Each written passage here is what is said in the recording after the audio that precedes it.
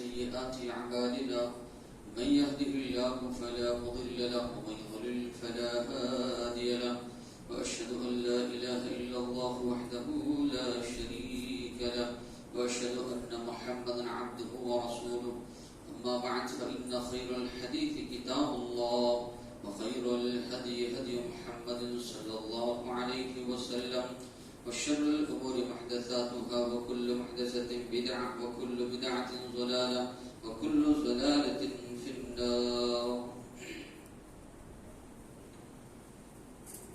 تمام قسم کی تعریفات، حمد و ثنا، کبریائی، بڑائی، تقدس اللہ وحدہ لا شریک لائق و سپاہ ہے. درود اور سلامتی نازل ہو آخری رسول محمد رسول اللہ صلی اللہ علیہ وسلم پر، ان کے آل پر، ان کے اصحاب پر، جن کو اللہ تبارک و تعالی نے اس کائنات کے لیے رحمت بنا کر مبعوث فرمایا. محترم حضرات و اسلامی خواتین، آج اس موضوع کے تحت گفتگو ہوگی انشاءاللہ لذت ایمان و عبادت، ایمان اور عبادت کی مٹھاس لذت. اہل علم نے لکھا ہے 3 قسم کی لذتیں پائی جاتی ہیں. ایک لذت کی قسم ہے جسمانی لذت، کھانا پینا ہے یا اسی طرح اچھے سے اچھا پہننا اوڑھنا ہے، یہ ساری جسمانی لذتیں ہیں. دوسری لذت ہے نفسانی لذت. نفسانی لذتوں سے مراد اگر کوئی ہماری تعریف کرتا ہے، خوشی محسوس ہوتی ہے، خوبصورت مناظر کو ہم دیکھتے ہیں، خوبصورت خوشنما منظروں کو دیکھتے ہیں، ایک لذت ہمیں محسوس ہوتی ہے، طبیعت میں خوشی محسوس ہونے لگتی ہے. تو تیسری جو قسم ہے لذت کی وہ ہے روحانی لذت. اس کا جو تعلق ہے انسان کے دل سے، انسان کی روح سے، انسان کے دماغ سے. یہ جو لذت انسان کو حاصل ہوتی ہے اللہ کی معرفت سے. ایمان میں اگر مضبوطی ہو اس سے لذت حاصل ہوتی ہے. نیک اعمال صالحہ کرنے سے لذت حاصل ہوتی ہے. تو معلوم ہوا یہ 3 قسم کی لذتیں انسان کی زندگی میں پائی جاتی ہیں. سوال یہ ہوتا ہے ان میں کون سی لذتیں ہیں جو ہمیشہ رہنے والی ہیں اور کون سی لذتیں ہیں جو فنا ہونے والی ہیں. پہلی جو لذت ہے چاہے وہ جسمانی ہو یا دوسری جو لذت ہے جو نفسانی ہے، یہ دونوں کی دونوں انسان جب اس دنیا سے چلا جاتا ہے یا انسان جب اس دنیا میں بڑھاپے کی عمر کو پہنچ جاتا ہے تو یہ لذتیں آہستہ آہستہ ختم ہونے لگتی ہیں.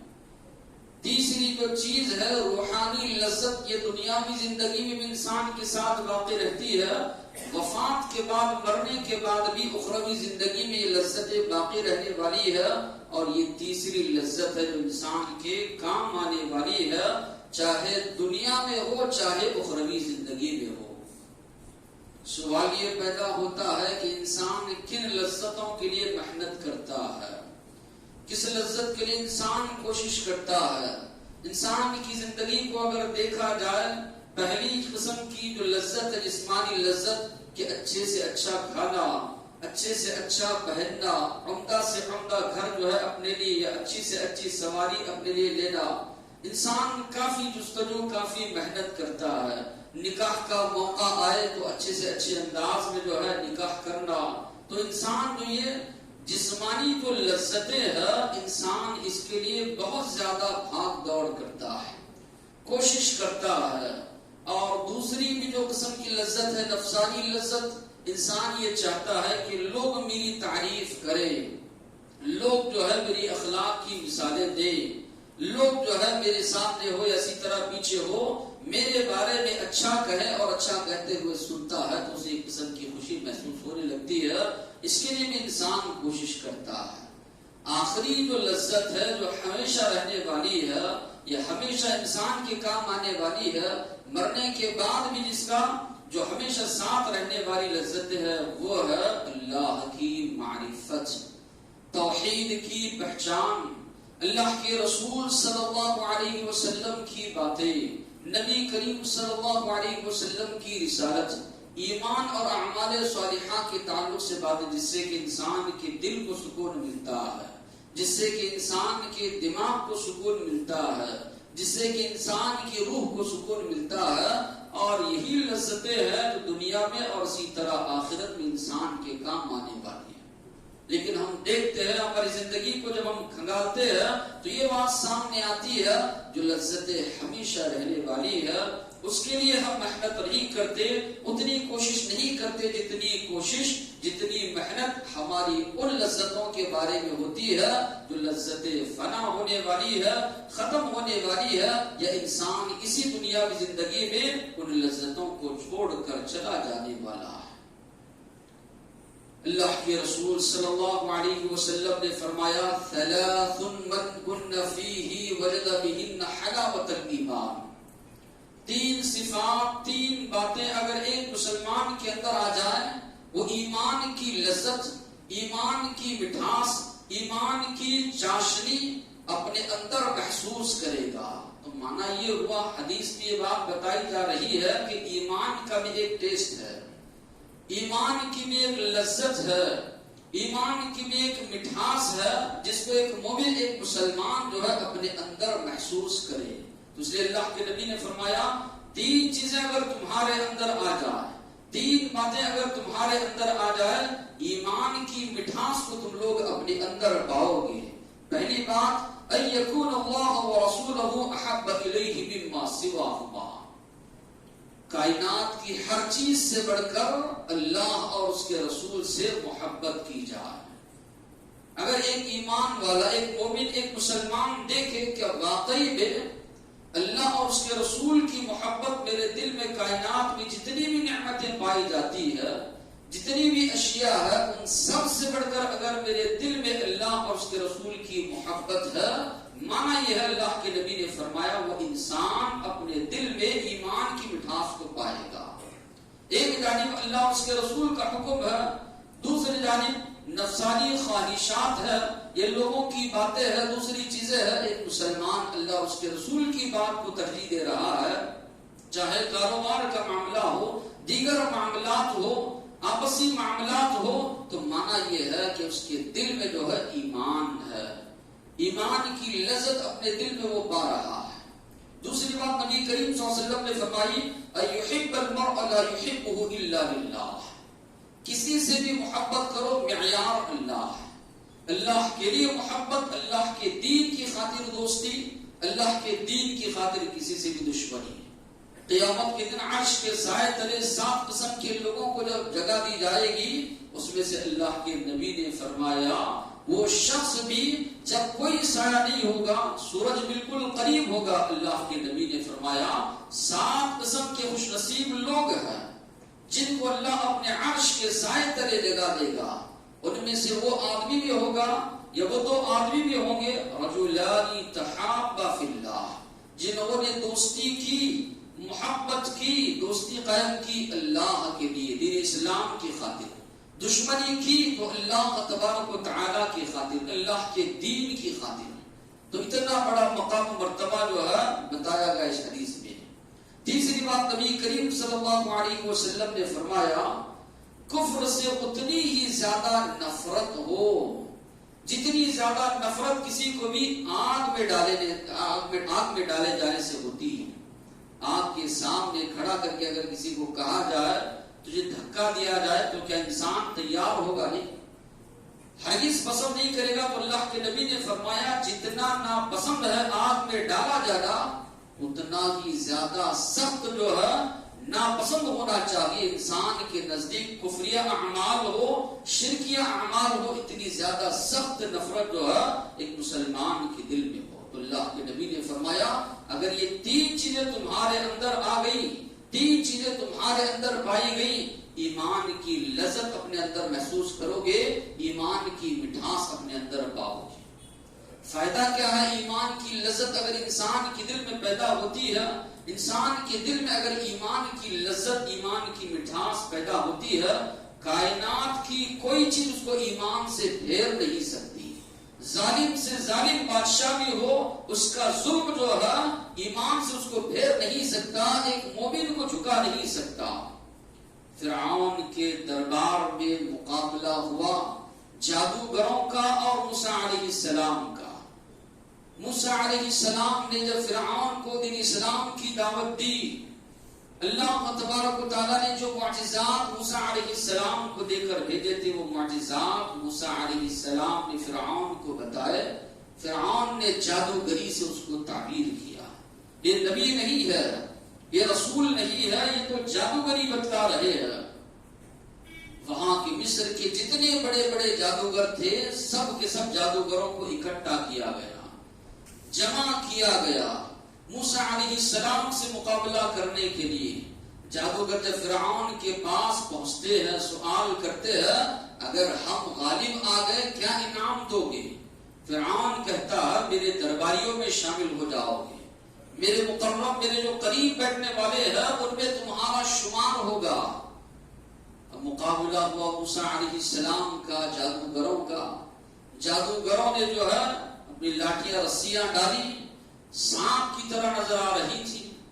موسیٰ علیہ السلام شروع میں تھوڑا گھبرائے، اللہ نے وحی کی ہاتھ میں جو لاٹھی ہے اس کو ڈال دیجیے، اژدہا بن کر ساری چیزوں کو نگلنے لگی۔ پریشان ہو گئے جادوگر کہ ہم تو جادوگری کر رہے ہیں، یہ تو جادو نظر نہیں آ رہا ہے، یہ کوئی اور ہی چیز ہے۔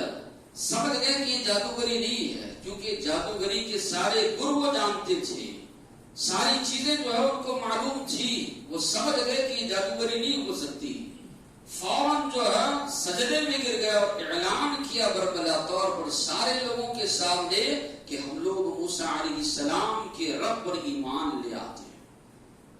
فرعون وہاں پر بینترا بدلتا ہے، کہتا ہے یہ سب ملے جلے ہیں، وہ چاہتے ہیں کہ مجھ سے میری بادشاہ کو چھینے، تم سے تمہارا ملک کو چھینے۔ موسیٰ علیہ السلام سردار ہیں، یہ سب ان کے شاگرد ہیں، یہ استاد ہیں، شاگرد ہے، ایسی بات لوگوں کے سامنے کہتا ہے اور دھمکی دیتا ہے جادوگروں کو، اس لیے کہ اس کے پیروں تلے سے زمین کھسک گئی۔ جس کو لایا تھا مقابلے کے لیے وہ سارے کے سارے جو ہے مسلمان ہو گئے، اسلام قبول کیے۔ موسیٰ علیہ السلام کے ہاتھ پر جو ہے اسلام انہوں نے قبول کیا۔ پریشان ہوا، دھمکی دیتا ہے اگر نہیں پھر جاؤ گے ایمان سے میں تمہیں سولی پر چڑھاؤں گا، سیدھا ہاتھ کاٹوں گا، بایاں پیر کاٹوں گا۔ تو جادوگر جو جواب دیتے ہیں کہ لن نؤثرک علی ما جاءنا من البینات، ہمارے سامنے جو واضح دلائل آ چکی ہے، یہ آنے کے بعد تجھ کو ہم ترجیح دیں موسیٰ علیہ السلام کے مقابلے میں، یا جس بات پر ہم ایمان لائیں اس کے مقابلے میں تیری بات مانے، یہ ہو نہیں سکتا۔ فاقض ما انت قاض، جو کرنا ہے وہ کر لے، سولی دینا چاہتا ہے سولی دے دے، یا اسی طرح جو مظالم تو ڈھانا چاہتا ہے ڈھالے۔ فإنما تقضي هذه الحياة الدنيا، تو زیادہ سے زیادہ تیرا فیصلہ یہ دنیا میں زندگی تک ہو سکتا ہے، ہماری آخرت کو تو بگاڑ نہیں سکتا۔ نہیں پھر پائے، پھر نہیں سکا۔ فرعون جو وقت کا ظالم تھا، جابر بادشاہ تھا، لیکن اس کے باوجود بھی ایمان سے ان کو پھیر نہیں سکا۔ تو یہ ایمان کی مٹھاس ہے، ایمان کی لذت ہے کہ جب ایک مومن کے دل میں یہ جاگزی ہوتی ہے تو پھر دنیا کی کوئی طاقت اس کو پھیر نہیں سکتی۔ بلال رضی اللہ عنہ جو کہ اللہ کے رسول کے صحابی ہے، سابقین اولین میں سے ہے، شروع میں جنہوں نے اسلام قبول کیا، عرب کی تبتی ہوئی ریت پر جو ہے تبتی ہوئی ریت پر ان کو لٹایا جاتا، بھاری سے بھاری پتھر ان کے جسم پر رکھا جاتا، ہل نہ سکے، سنلاخ زمین، پتھریلی زمین پر ان کے گلے میں رسی ڈال کر گھسیٹا جاتا۔ ایک وقت آیا ابوبکر صدیق رضی اللہ عنہ نے ان کو خرید کر آزاد کر دیا۔ بعد میں لوگوں نے سوال کیا وہ کیا قوت آپ کے اندر تھی کہ اتنی خطرناک مظالم مشقتیں تکلیفات آپ برداشت کر گئے، اس کے باوجود بھی آپ کی زبان سے الفاظ نکلتے احد، اللہ ایک ہے، اللہ ایک ہے، یہی الفاظ آپ کی زبان سے جو ہے نکلتے تھے. کیا معاملہ تھا؟ اتنی مشقتیں آپ جھیل گئے تو بلال رضی اللہ عنہ جواب دیتے ہیں مزجت حلاوت الایمان بمرارۃ العذاب. دو چیزیں میرے ساتھ تھی، ایک جانب ایمان کی مٹھاس تھی، دوسری جانب عذاب کی کڑواہٹ تھی. وہ جو مشقتیں دے رہے تھے، تکلیفیں دے رہے تھے، اس کی کڑواہٹ تھی. جب یہ دونوں چیزیں ملی فطوت حلاوت الایمان، ایمان کی مٹھاس اس پر غالب آ جاتی. میری جو ایمانی قوت تھی، ایمانی طاقت تھی، ان ساری مشقتوں پر غالب آ جاتی تو یہ مشقتیں کچھ بھی مجھے محسوس نہیں ہوتی تھی.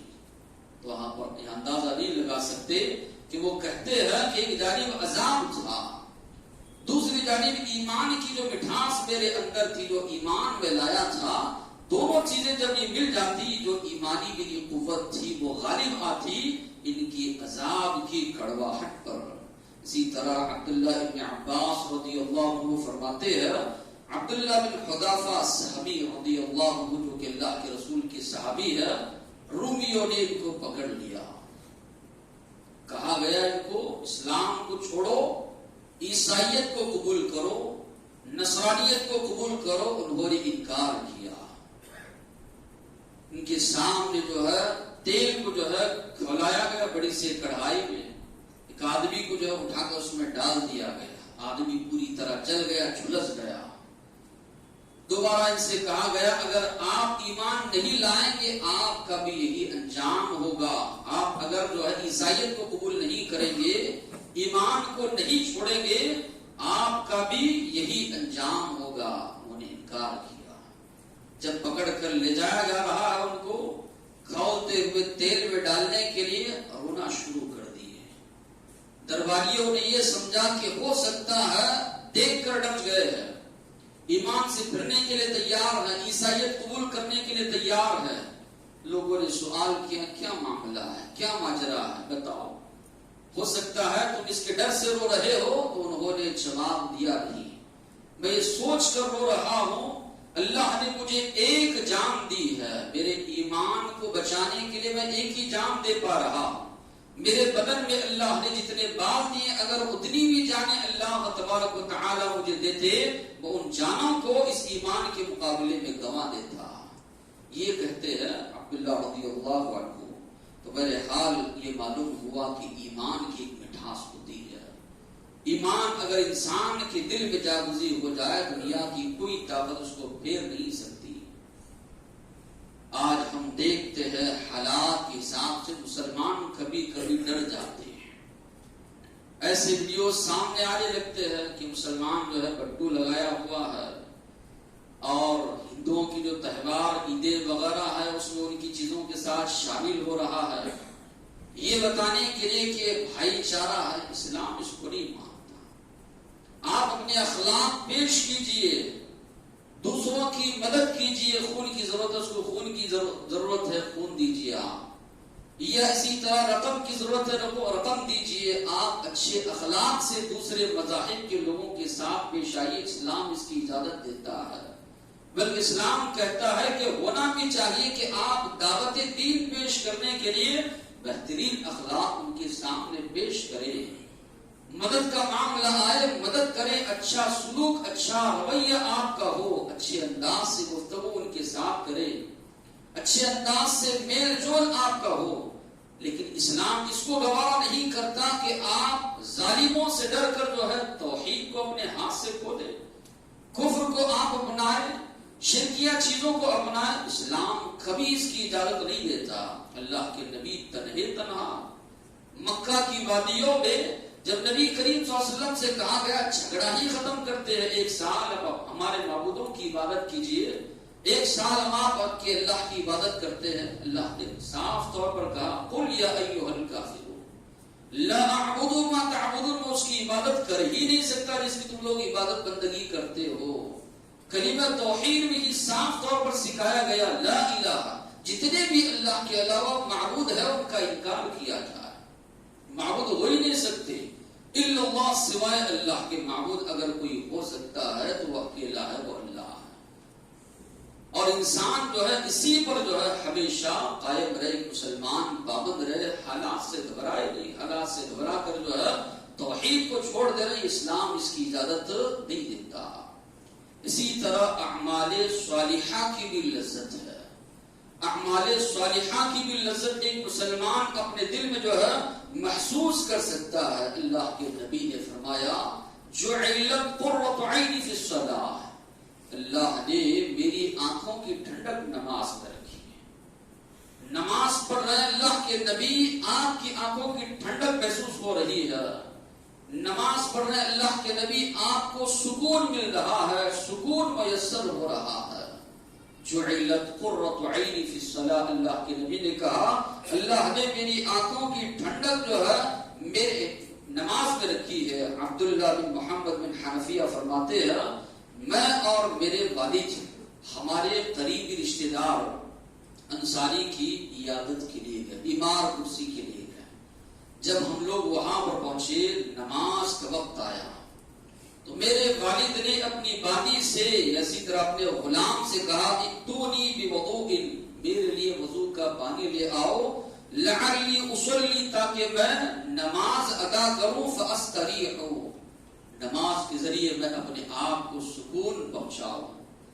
تو کہتے ہیں ہم کو تھوڑا تعجب لگا ان کی بات سے، عجیب لگی ان کی بات کہ یہ کہہ رہے ہیں نماز کا وقت ہو چکا ہے، وضو کے لیے پانی لاؤ، میں نماز پڑھوں اور اپنے آپ کو سکون پہنچاؤ۔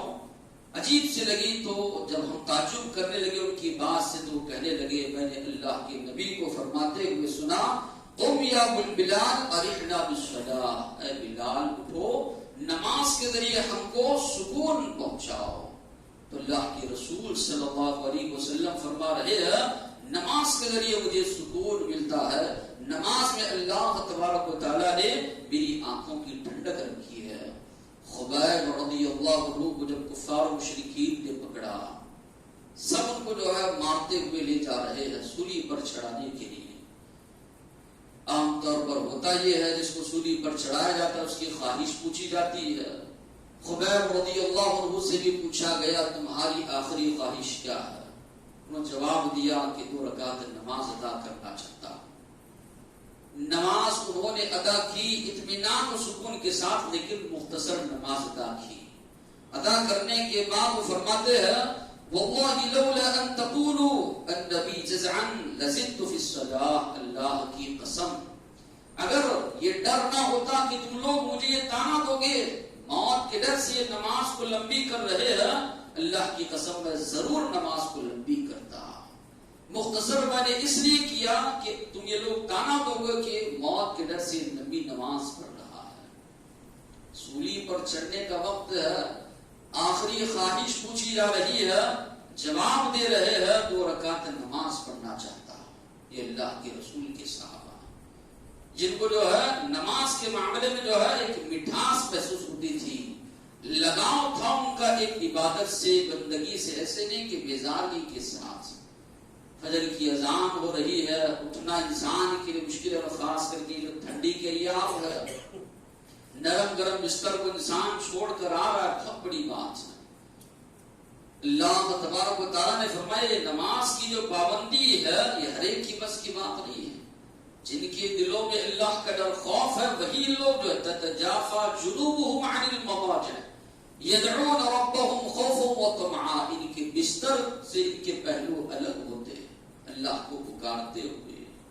تو ایک مسلمان کی یہ حالت ہونی چاہیے، نماز وہ پڑھے اس کو سکون ملے، اللہ کی عبادت بندگی میں وہ سکون محسوس کرے۔ اللہ کے رسول صلی اللہ علیہ وسلم اور صحابہ کرام کی سیرت کو پڑھے کہ کتنی زیادہ یہ لوگ اہمیت دیتے تھے۔ عبادات میں ان کو لذت محسوس ہوتی تھی، عبادات میں جو ہے مٹھاس ان کو جو ہے محسوس ہوتی تھی۔ اسی طرح تلاوت قرآن کی لذت، یہ ہمارا ایمان، یہ ہمارا عقیدہ ہے۔ قرآن مجید یہ اللہ کا کلام ہے، یہ معمولی چیز نہیں ہے، یہ اللہ کا کلام رب کائنات کی جانب سے اللہ تبارک اللہ کی جانب سے، رب کائنات کی جانب سے نازل کردہ کتاب ہے۔ مسلمان تو دور کی بات، کفار بھی جو ہے گواہی دیتے تھے کہ واقعی میں اللہ نے ایک مٹھاس اس میں رکھی ہے۔ اللہ کے نبی جب قرآن مجید کی تلاوت کرتے، کفار کے بڑے بڑے سردار چھپ چھپ کر اللہ کے نبی سے قرآن کی تلاوت کو سنا کرتے تھے۔ اللہ کے رسول صلی اللہ علیہ وسلم اور صحابہ کرام کا بھی یہ معمول تھا، خود پڑھتے تھے، دوسروں سے سنتے تھے۔ اللہ کے رسول صلی اللہ علیہ وسلم کبھی سن کر زار و قطار ہونا نبی کریم صلی اللہ علیہ وسلم شروع کیا کرتے تھے۔ تو مٹھاس اللہ تبارک و تعالیٰ نے اس میں رکھی ہے۔ سارے کے سارے کفار مکہ جب موسم حج کا موسم آیا، جمع ہوئی یہ سوچ کر کہ حج کا موسم آ رہا، محمد صلی اللہ علیہ وسلم کی دعوت سے باہر سے جو لوگ آئیں گے وہ متاثر ہوں گے، ایمان لائیں گے، باہر نبی کریم صلی اللہ علیہ وسلم کو موقع مل جائے گا۔ تو ہم سب جو ہے سب کے سب جو ہے جمع ہوئے، کس طرح ان کو روکا جائے۔ کسی نے کہا جادوگر کہیں گے، کسی نے کہا کاہن کہیں گے۔ تو جس کی سرداری میں وہ لوگ بیٹھے تھے، خالد بن ولید کے والد ولید بن مغیرہ، جو وہاں کے کفار کا سرداروں میں سے بڑا سردار تھا۔ تو جب لوگوں نے کہا ہم جادوگر کہیں گے، کاہن کہیں گے، تو اس نے کہا یہ جادوگر کی باتیں نہیں ہو سکتی، کاہن کی باتیں نہیں ہو سکتی، ان علیہ لحلاوہ، محمد صلی اللہ علیہ وسلم جو باتیں پیش کر رہے ہیں ان کی باتوں میں ایک مٹھاس ہے، جو اللہ کا کلام وہ پیش کر رہے ہیں اس میں ایک عجیب مٹھاس ہے۔ ان علیہ لطلاوہ وان علیہ لبغضک، یہ پھل دینے والا ہے، یہ مضبوط جڑ یہ پکڑ چکے ہیں، اس کو ہم نہیں ختم کر سکتے۔ تو اعتراف وہ کرتا ہے ان کی باتوں میں اتنی مٹھاس ہے، یہ قرآن جو پیش کر رہے ہیں اتنی مٹھاس ہے کہ ہم اس کو جادوگری یا اسی طرح کاہن کی باتیں قرار جو ہے نہیں دے سکتے۔ تو قرآن مجید کی تلاوت میں اللہ کے رسول اور صحابہ کرام کو لذت محسوس ہوتی تھی، جو کہ آج ہماری جو ہے زندگیوں سے کھلی ہے۔ گانے سننے میں تو ہم کو لذت آتی ہے، دیگر چیزیں سننے میں تو نیند آتی ہے، لیکن کبھی ہم سے نہیں ہوتا کہ قرآن مجید کی تلاوت سنے، بیٹھ کر اچھے سے اچھی قاری کی تلاوت سنے، ترجمہ سنے، یہ ہونا چاہیے۔ قرآن کی لذت جو ہے ایک بندے کے دل میں ہو۔ عثمان غنی رضی اللہ عنہ، مدینہ میں ہنگامہ مچا ہوا ہے، دور دور سے لوگ آئے ہیں، مدینہ میں پڑاؤ ڈالے ہیں عثمان رضی اللہ عنہ کے خلاف۔ کئی دن محاصرہ رہا، پانی بند کر دیا گیا، کھانا بند کر دیا گیا۔ شہید کرنے کے لیے گھر کی دیواریں کود کر جب دشمنان گھر میں داخل ہوئے، کیا دیکھتے؟ عثمان رضی اللہ عنہ قرآن کی تلاوت کر رہے ہیں۔ نابیلہ رضی اللہ عنہا بچانے کے لیے قریب آتی ہیں، 4 انگلیاں ان کی کٹ کر قرآن مجید کے اوپر گر جاتی ہیں۔ وہ عالم ہے، وہاں بھی قرآن مجید کی تلاوت کر رہے ہیں۔ مسلمان جائزہ لے، ہماری زندگیوں میں ہم کتنا قرآن مجید کی تلاوت کرتے ہیں، کتنا سمجھنے کی جو ہے کوشش کرتے ہیں۔ یہ حلاوت ہو، یہ لذت ہو ایک مسلمان کی زندگی میں۔ اسی طرح اللہ کے ذکر کی مٹھاس، اللہ تبارک و تعالیٰ نے فرمایا الذین آمنوا وتطمئن قلوبهم بذکر اللہ، جو ایمان لائے ان کے دلوں کو سکون ملتا ہے، اطمینان ملتا ہے اللہ کے ذکر سے۔ الا بذکر اللہ تطمئن القلوب، اللہ نے کہا سنو گواہ رہو، اللہ کے ذکر سے دلوں کو سکون ملتا ہے۔ اللہ نے خود گواہی دی، دل کا سکون اگر چاہتے ہو، دل کا اطمینان اگر چاہتے ہو، اللہ تبارک و تعالیٰ کا ذکر کرو۔ اللہ تبارک و تعالیٰ کے ذکر میں تمہارے لیے اللہ تبارک و تعالیٰ نے سکون تمہارے لیے رکھا ہے۔ اللہ کے نبی کے بارے میں عائشہ رضی اللہ عنہا فرماتی ہے کان یذکر اللہ علی کل احیان، اللہ کے نبی اللہ کو ہمیشہ یاد کرتے ہیں۔ جس کا جتنا لگاؤ ہوگا، جس کی جتنی محبت ہوگی اللہ سے، اتنا وہ اللہ کو یاد کرے گا۔ چاہے نماز کے بعد کے اذکار ہو، صبح شام کے اذکار ہو، دیگر اذکار ہو، جو بڑے معنی خیز بہترین اذکار ہے ایک مسلمان کو چاہیے ان کو یاد کرے، زیادہ سے زیادہ جو ہے ان کو پڑھے۔ علامہ ابن القیم رحمۃ اللہ علیہ فرماتے ہیں، ابن تیمیہ رحمۃ اللہ علیہ جو ان کے استاد ہیں، ان سے ملاقات کرنے کے لیے جب گئے فجر کے بعد، فرماتے ہیں کافی دیر تک جو اذکار میں بیٹھے ہوئے ہیں، ذکر اذکار سے فارغ ہونے کے بعد مجھ سے ملاقات کی اور کہا ہذہ غدوتی، یہ میرا صبح کی میری صبح کی غذا ہے، لو لم اتغد هذا الغداء لسقطت قوتی، اگر میں یہ غذا نہ لوں میری قوت گر جائے گی۔ علامہ ابن تیمیہ مشہور جو ہے عالم دین ہے، کافی لکھی کتاب ہے دین اسلام کی، کافی انہوں نے خدمت انجام دی، تو فرماتے ہیں یہ میری غذا ہے، یہ غذا اگر میں نہ لوں صبح میں میری قوت جو ہے گر جاتی ہے۔ سوال یہ پیدا ہوتا ہے انسان کی زندگی میں مٹھاس کب پیدا ہوگی؟ سب سے پہلی جو چیز ہے انسان مقصد حیات مقصد زندگی کو پہچانے، اللہ نے کیوں پیدا کیا ہے۔ اللہ تبارک و تعالیٰ نے فرمایا وما خلقت الجن والانس الا لیعبدون، میں نے جنوں اور انسانوں کو اس لیے پیدا کیا ہے تاکہ وہ میری عبادت کرے، میری بندگی کرے۔ جب پیدا ہی انسان کو بندگی کے لیے کیا گیا ہے، عبادت کے لیے کیا گیا ہے، اس میں بندہ کوتاہی کر رہا ہے تو اس سے بڑھ کر ظالم اور کوئی نہیں ہوگا۔ ہم نے مقصد کو ضرورت بنا لیا، ضرورت کو مقصد۔ ہمارا جو مقصد ہے وہ آخرت ہے، کمانا ہو، کھانا پینا ہو، پہننا اوڑھنا ہے، یہ ساری ضروریات ہے، انسان اس کو مقصد نہ سمجھے۔ مقصد جو زندگی ہے وہ ہے اخروی زندگی میں کامیابی، تو یہ ضروری ہے کہ مسلمان کے لیے کہ وہ مقصد حیات کو جانے۔ دوسری چیز یہ چیز ذہن میں مستحضر رکھے اللہ کی عبادات کرتے ہوئے کہ اللہ ہم کو دیکھ رہا ہے۔ اللہ کے نبی نے فرمایا اعبدوا اللہ کأنک تراه، اللہ کی عبادت ایسے کرو اللہ کو دیکھ رہے ہو۔ یہ تو ناممکن ہے، اس تصور کے ساتھ عبادت کرو فإنہ یراک، کہ اللہ تبارک و تعالی تم کو دیکھ رہا ہے۔ یہ تصور ہونا چاہیے کہ ہم بندگی جس کی کر رہے ہیں، عبادت جس کی کر رہے ہیں وہ ہم کو دیکھ رہا ہے۔ اب انسانوں کو دکھانے کے لیے، ریاکاری کے لیے آدمی کئی بناوٹی چیزیں پیش کرتا ہے، تو کیا اللہ کو خوش کرنے کے لیے یہ تصور ہو اس کے ذہن میں کہ میں جس کی عبادت کر رہا ہوں مجھے دیکھ رہا ہے، تو کیا عبادت میں حسن پیدا نہیں ہوگا؟ یقیناً پیدا ہوگا۔ ریاکاری کی جو اتنی مذمت اللہ کے نبی نے بیان کی، کیوں؟ لوگوں کو خوش کرنے کے لیے انسان کرتا ہے۔ جب ہمارے دل میں، ہمارے دل و دماغ میں یہ تصور آئے اللہ کو مجھ کو راضی کرنا ہے، اللہ کو مجھ کو خوش کرنا ہے، اللہ مجھے دیکھ رہا ہے، یقیناً عبادت میں حسن پیدا ہوگا، لذت آئے گی، مزہ آئے گا اللہ تبارک و تعالیٰ کی